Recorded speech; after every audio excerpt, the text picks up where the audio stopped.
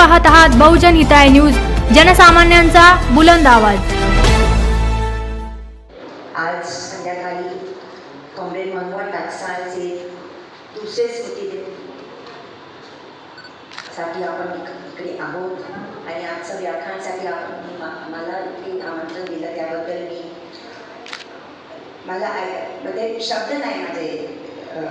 माझ्याकडे, कारण कॉम्रेड मनोहर टाकसाळ कसले कार्यकर्ता होते, कसले कम्युनिस्ट होते, कसले नागरिक होते, त्याबद्दल थोडंफार मला औरंगाबाद याच्या आधी पण थोडंसं माझी कल्पना होती। पण मेरी एक आदत है कि जब कभी कुछ कार्यक्रम हो, सॉरी मैं थोड़ा सा हिंदी मराठी में करना, कि मैं थोड़ा सा अभ्यास करने की मैं करती हूँ। तो जब मैं अभ्यास करने बैठी तो मुझे लगा कि ये देश जो हमारा इतने मजबूती से 75-80 साल खड़ा है, उसके पीछे कदम कदम पे ऐसे इंसान है जैसे कॉम्रेड मनोहर टाकसाळ। ये आसान नहीं है कि समाज के अंदर से आप निकलो, कौन से तबके से निकलो, इतने तकलीफ से जीने के बाद भी आप इतनी विशाल एक नजरिया और बुद्धि रखो कि आप भीड़ या औरंगाबाद से ज़्यादा सारे देश और दुनिया की नज़र और आप एक नज़रिया देख सको, ये देश की खूबी है। और ये कॉम्रेड मनोहर टाकसाळ की दूसरे स्मृतिदिन में आपने मुझे यहाँ पे बुला के व्याख्यान के एक मौका दिया, इसके लिए मैं मानती हूँ ये मेरे लिए खुद के लिए एक चेतावनी है और चुनौती है, क्योंकि इसका मतलब है बहुत आगे काम करना बाकी, काम खत्म नहीं होता। आपने बहुत ही सुंदर शब्द से मेरा इंट्रोडक्शन यहाँ पे कराया, मगर उससे कोई मतलब नहीं। सफ़र बड़ा कठिन है, सफ़र बड़ा लंबा है और चुनौतियाँ इतनी डरावनक है कि हम सबको इसके बारे में कॉम्रेड मनोहर टाकसाळ जी की ज़िंदगी से प्रेरणा लेकर आगे बढ़ना पड़ेगा। आज सुबह जब साथी आए थे हमें मिलने और उसके बाद कुछ चर्चा हो रही थी, तो ये बहुत सुंदर पुस्तिका मेरे हाथ में दी गई जो प्रतिष्ठान ने निकाली है, उसके लिए मैं बहुत बहुत शुक्रिया अदा करना चाहती हूँ। थोड़ा बहुत मैंने उसमें पढ़ा और दो चार वाक्य जो उसमें थे उससे मैं शुरू करना चाहूँगी कि जब लिखा गया इंट्रोडक्शन में, सर ने लिखा, जो अध्यक्ष है आज के कार्यक्रम के, जो इसके संपादक भी हैं, उन्होंने लिखा कॉम्रेड टाकसाळ के बारे में कि त्यांच्या सारखं राजकारणात राहून सामाजिक कार्य करना, सामाजिक कार्यकर्ता होना असले थे समाज सेवक होते।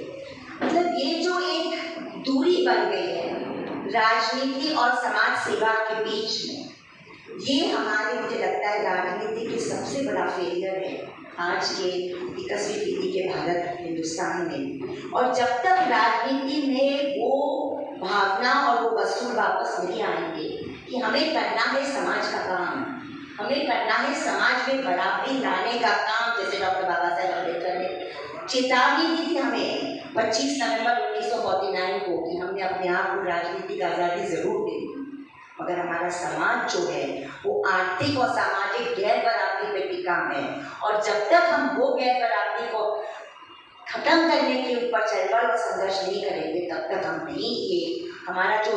संविधानिक एक दृश्य है उसको सफल नहीं कर पाएंगे। यही बात कॉम्रेड मनोहर टाकसाळ ने अपनी ज़िंदगी में करके दिखाई। और मुझे लगता है कि हमारे महाराष्ट्र के पार्श्वभूमि पे, जिसको हम कहते हैं कि चोखा मेला, जब भी मैं बाबा साहब अम्बेडकर के कलेक्टिव राइटिंग्स को वापस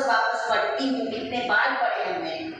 तो उस वक्त मैंने देखा कि बाबा साहब अम्बेडकर जैसे महान व्यक्ति ने अपने कलेक्टिव राइटिंग्स में डेडिकेशन चोखा मेला को दी। चोखा मेला जैसे कवि जो वही हमारे पांगरपुर में कहाँ से कहाँ जाके बसे थे, तुकाराम जी के पूरे गीत और कविते कहते हैं, मगर उस चलबल में भी, उस संघर्ष में भी उन्होंने जातिवाद पाया। और चोखा मेला और सोयराबाई का जो एक उल्लेखन हमें ज्योतिबा फुले और डॉक्टर बाबा साहेब अम्बेडकर के लिखान से पता लगता है। तो ये महाराष्ट्र की जो पार्श्वभूमि है बड़ी अनोखी है, बड़ी शानदार है, बड़ी विशाल है। और वहाँ से हम लोग कहाँ पे आप पहुँचे हैं, वो भी एक बहुत बड़ा एक कड़वा भी सवाल और तीखा भी सवाल है, और उसके लिए मुझे लगता है हमें थोड़ा बहुत चर्चा भी करनी पड़ेगी। एक दूसरी बात जो उसकी पुस्तक से मुझे पता चला और जिक्र भी हुआ पंडित मनोहर दास के बारे में कि